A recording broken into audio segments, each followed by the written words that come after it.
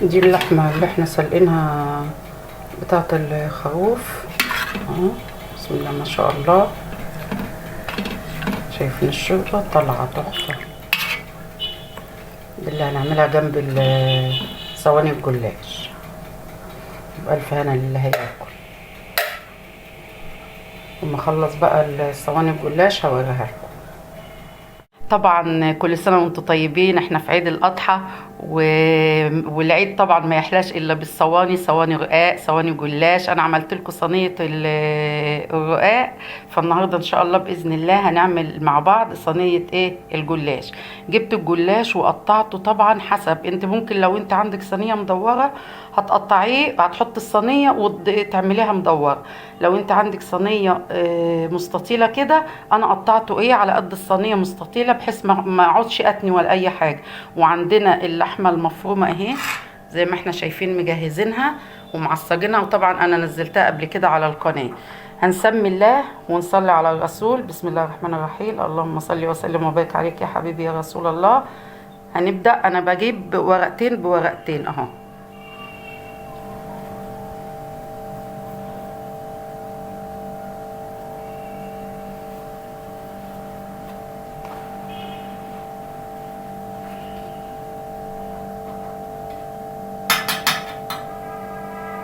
وعندنا طبعا سمنة والزيت.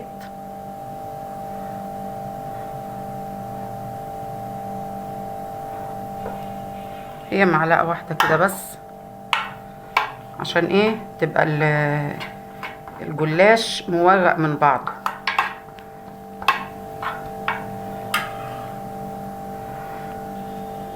هنعمل برضو ورقتين مع بعض اهم. وابدأ انزل عليهم بقى معلقة السمنة. حابة تحطي زيت حطي، حابة تحطي سمنة على زيت حطي، ده يرجع لك انت.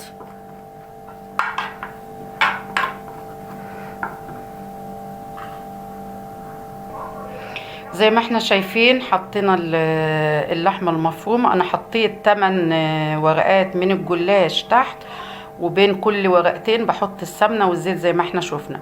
وبعدين حطيت اللحمة المفرومة، وبعدين بقى هبدأ احط بقى ارصص الورق تاني اهو. بسم الله الرحمن الرحيم.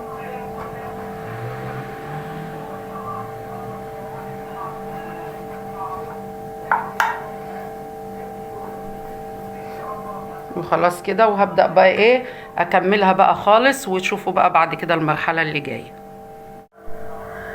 زي ما احنا شايفين بقى، بعد ما خلصت الصينية هقطعها اهو. بسم الله الرحمن الرحيم.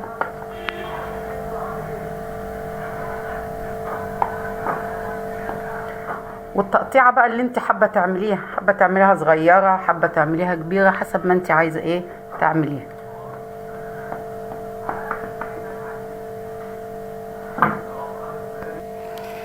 زي ما احنا شايفين خلصناها اهو. هبدأ بقى، دي الخلطة اللي انا بعملها. والجلاش بنقطعه بعد ما نخلصه، انما الرقاق ما بيتقطعش، يعني الرقاق عكس الجلاش. دي الخلطة بتاعتي، انا عاملة شوربة ولبن وبيضة وشعرة ملح وشعرة فلفل. وبعدين بقى بنبدأ نسقيها. حابة تشمعيها في الفرن الاول وتحط عليها الخلطة دي ماشي. مش حابة انا بحطها الاول وهيها والله، يعني لقيت النتيجة واحدة. وبعدين بقى ابدأ ادخلها الفرن على درجة حرارة زي ما انت عايزة بقى. الفرن اللي عندك 150 180. بعملها من اول من تحت، وبعد كده احمر الوش من فوق. وهنشوفها بقى الاخر بعد ما تخلص. بسم الله ما شاء الله، صينية الجلاش خلصت اهي. ايه رأيكم بقى؟ طبعا لسه طالعة من الفرن. ألف هنا للي هياكل. وفي صينية تانية اهي حطها في قلب الفرن. هو الإضاءة بس مش مبينة لسه. واقول لكم انتظروني في الفيديو القادم، والسلام عليكم ورحمة الله وبركاته.